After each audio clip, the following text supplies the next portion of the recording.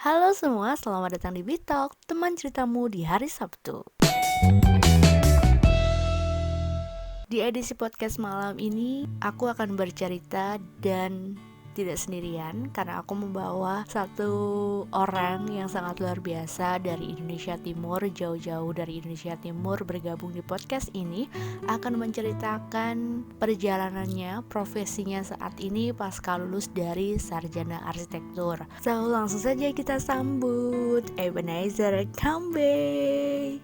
Halo, selamat malam lagi ngapain kamu sekarang? Dan perkenalan dulu dong, siapa namamu dan saat ini kamu berprofesi sebagai apa? Langsung aja. Halo, malam B. Halo. Saya lagi ini apa nih? Lagi gambar. Ada proyek baru, proyek dadakan sih dari kantor. Desain satu kampung wisata rencananya nanti ke depannya. Oh iya, perkenalkan nama saya Eben, berprofesi sebagai seorang PNS di sebuah dinas yaitu Dinas Perumahan Rakyat dan Kawasan Permukiman di Kabupaten Sumba Barat. Untuk bidang sendiri saya penempatan di bidang kawasan permukiman. Kalau untuk ini tugas saya tenaga fungsional di bidang itu. Jadi kalau tenaga fungsional itu kita fleksibel begitu. Semua ya di bawah perintah atasan langsungnya kita yaitu kepala seksi. Jadi gerak kita misalnya kadang saya di bidang kawasan permukiman, kadang di bidang satu, fleksibel gitu. Soalnya kita kan belum ada jabatan resmi, masih staf fungsional lebih tepatnya. Berarti kan sekarang kamu jadi PNS dan sekarang yang menjadi pertanyaan itu di tugasmu saat ini itu ngapain sih? Kalau aku nih ya, karena sebagai orang awam yang bukan PNS, aku berpikirnya orang PNS tuh ya udah di kantor aja gitu. Nah kalau kamu sekarang tuh gimana? Karena aku berpikirnya ini kawasan pemukiman ya, jadi kan tentang rumah gitu. Apakah berhubungan dengan rumah warga atau gimana? Kamu bisa memberikan gambaran gak gimana tugasmu itu di sub kawasan permukiman ini gimana? Oke, Be. Jadi untuk tugasnya saya sebagai staf fungsional di bidang kawasan permukiman ya, mungkin pandangan orang di luar bilang PNS yang kerjanya di kantor, terus entah bikin apa di kantor. Tidak, ya tidak beda jauh dengan zaman kuliah, ya survei, turun lapangan.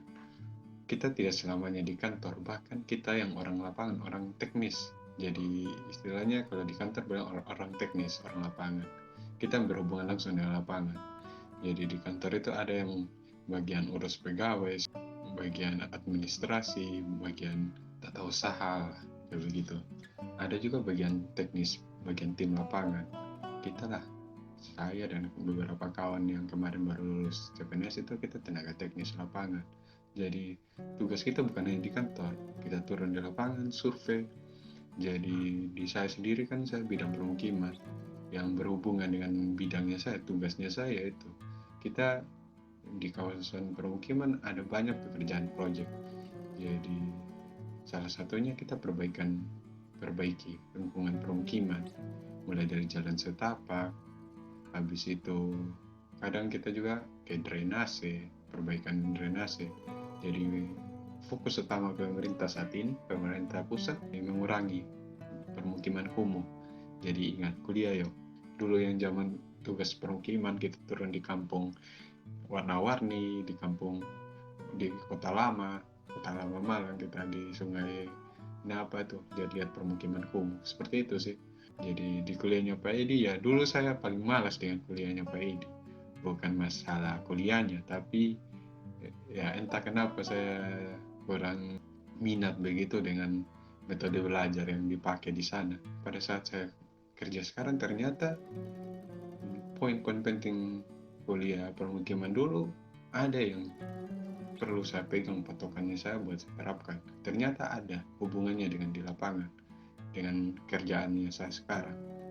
Kenapa tidak jauh-jauh dari permukiman kumuh? Soalnya program pemerintah seperti yang saya omong sebelumnya, yaitu fokusnya mengurangi di permukiman kumuh. Dan di kabupaten saya ada beberapa wilayah, adalah beberapa desa dan kelurahan yang masuk dalam pantauan pusat, yaitu masuk dalam kategori permukiman kumuh.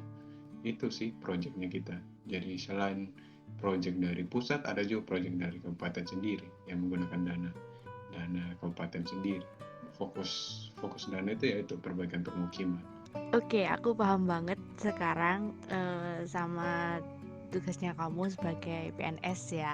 By the way, ini buat teman-teman yang mendengarkan kita berbicara, Eben ini manggil aku B bukan BB ya guys, tapi cabe. Nah itu karena Eben itu sahabat sekaligus ketua sukunya kita waktu kita kuliah di Malang. Nah, jadi Eben itu anak rantau yang hampir 4 tahun lebih sedikit menyelesaikan S1-nya itu di Malang ya kan Dan sekarang Eben mujur banget, kalau kata orang Jawa itu mujur banget, dia udah jadi PNS dengan segala tugasnya yang dijelaskan tadi itu. Sekarang udah terbuka ya kalau ternyata PNS itu kerjanya bisa dibilang nggak enak. Ya nggak enak itu maksudnya semua pekerjaan itu nggak enak ya ya bener kan, cuman maksudnya orang melihat itu kayak oh PNS enak Ya, betul sih yang kamu bilang. Tidak ada pekerjaan yang mudah. Semua punya tantangannya masing-masing. Jujur saja dulu saya tidak tahu sih. Tidak tahu. Kok bisa jadi PNS? Tidak ada kepikiran jadi PNS. Jadi malah motivasi saya itu ya berkecimpung dengan dunia arsitektur. Bahkan cita-cita besar mau jadi arsitek kayak gitu. Banyak idola saya ya kayak Yusing, Yuri Antar. Itu idola-idola saya, arsitek-arsitek besar idola saya. Andra Martin. Saya pas masih kuliah sih.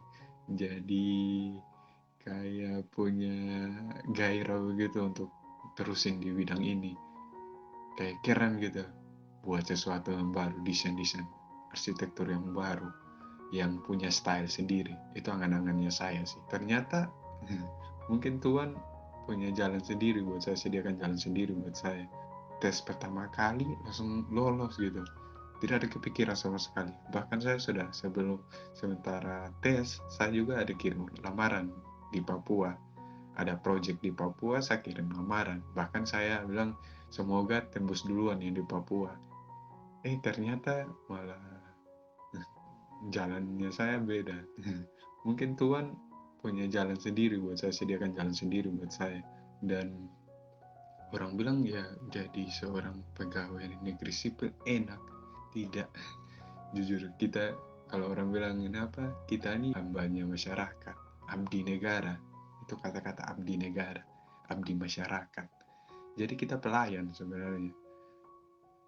Jadi saya tidak suka sih statement orang yang jadi PNS bikin diri seperti penguasa begitu, kayak bos lah. Kita ini setinggi-tinggi apapun kita punya pangkat golongan, kita tetap abdi negara, abdi masyarakat, pelayan masyarakat. Kita di bawahnya masyarakat. Makanya banyak yang aturan-aturan pemerintah yang menekankan bahwa jangan sampai kita PNS ini hidup berfoya-foya, padahal itu kita punya uang itu hasil dari masyarakat, uang dari rakyat yang kasih bayar sama kita. orang tuh bilang enak tapi mereka nggak tahu tupoksinya mereka juga banyak banget ya, kayak kamu tadi selain kamu menjadi tenaga fungsional, namanya fungsional kan ketika dibutuhkan di suatu tempat yang sesuai dengan bidang kamu akan ditugaskan ke sana kayak gitu kan ya ya kan kamu tadi bilang. Ternyata berarti kalau aku menyimpulkan ya ya tadi kamu bilang ada mata kuliah arsitektur itu yang kita pelajari di kampus dulu, sekarang itu adalah pekerjaanmu. Kan kamu tadi bilang males gitu ya sama mata kuliah itu. Nah ternyata pekerjaanmu adalah berhubungan dengan itu. Berarti aku menyimpulkan bahwa sesuatu yang kamu sukai belum tentu itu tidak baik buat kamu. Ya kan, bener kan? Jadi kita harus melakukan segala sesuatu itu dengan hati yang sukacita, ya nggak sih? Karena kita nggak tahu sesuatu itu yang mungkin yang kita nggak suka ternyata baik untuk kita, ya kan? Seperti kamu sekarang itu kan, jadi harus melakukan sesuatu hal apapun itu dengan yang terbaik atau dengan sukacita gitu kan. Udah jelas kan pekerjaan kamu sekarang seperti itu. Nah mungkin aku akan mundur ke belakang. Kenapa sih kamu itu pilih arsitektur dan kamu merantau, ya kan, dari Sumba ke Malang. Padahal di Kupang pun ada loh universitas negeri lagi yang mereka punya jurusan arsitektur. Nah, kenapa kamu pilih ke Malang?